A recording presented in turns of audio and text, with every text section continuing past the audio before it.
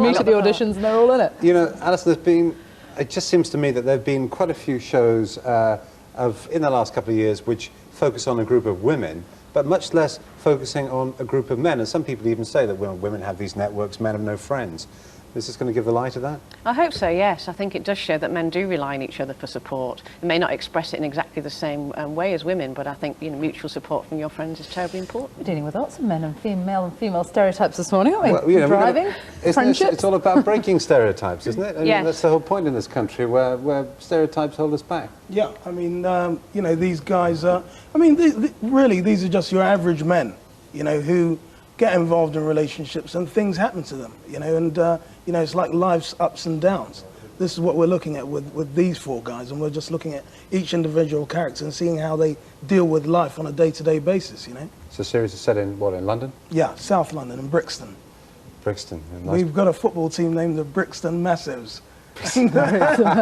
Yeah, and so did you film in Brixton? No, actually we filmed. Did. We had a little time in Brixton, but a lot of it's interior, so some of that was nearer to the BBC studio.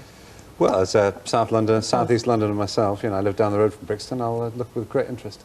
Thank you very much, both of you, for joining us. And you can see the first episode of Baby Father tonight at 9 o'clock on BBC Two. Let's go back to heavier matters, to Afghanistan, where there's been a third night of bombing. Our correspondent Caroline Wyatt is there. Caroline, just give us a little refresher about what's been going on where you are. Well, the third night of bombing has followed a very similar pattern to the first two. A lot of military targets were again hit, command and control centres, airfields, the airfield at Herat, for example, but again focusing on Kabul, Jalalabad and Kandahar, the Taliban's main stronghold. What we're hearing, though, now from the Northern Alliance in the territory where we are, is that although America does have air supremacy, it is confident of that the targets have been hit and the Taliban's command and control centres knocked out. The Northern Alliance want to wait for perhaps a few days, for even maybe a week, to ensure that America finishes the job before they make their push and try and get back into Kabul and back into power in Afghanistan. OK, Caroline, in Afghanistan, thanks for joining us. Well, earlier this morning, the Prime Minister arrived in Oman, where he's expected to meet British troops who are currently on exercise in the country. In an interview, he stressed the importance of military action in Afghanistan. The developments overnight simply confirm what we've been saying all the way through, which is that unless we stop Osama bin Laden and his terrorist network, they will continue to hijack, to kill innocent people, as they did in America a few weeks ago.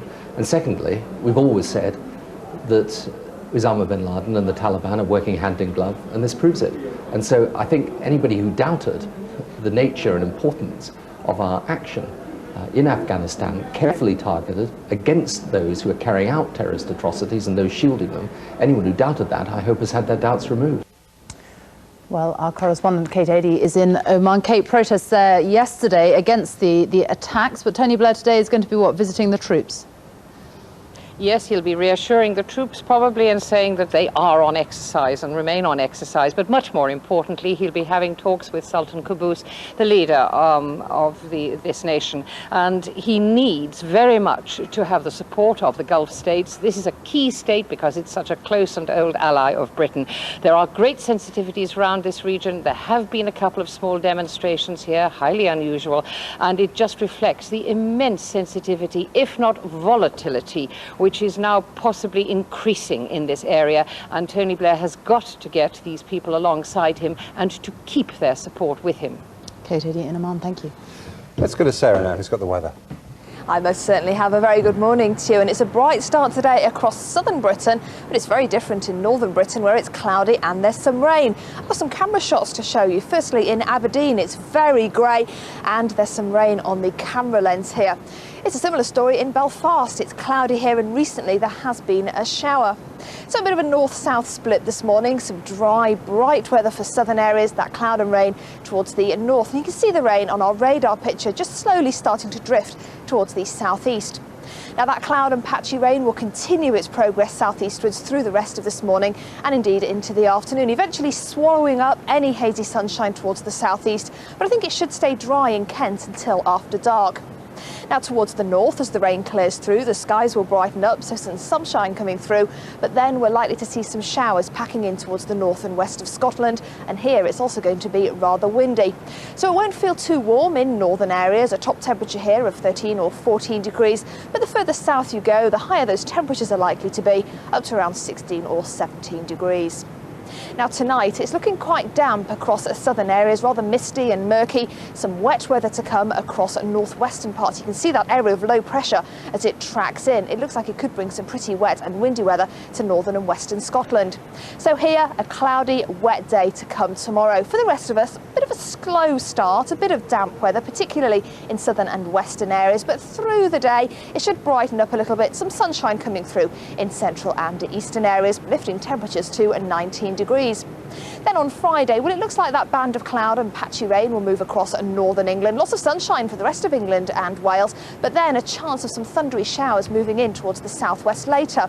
And that sets the scene for Saturday. It looks like there could be quite a lot of clouds, some showers across England and Wales, but a drier, brighter story for Scotland and Northern Ireland. Just 1 or 2 showers here.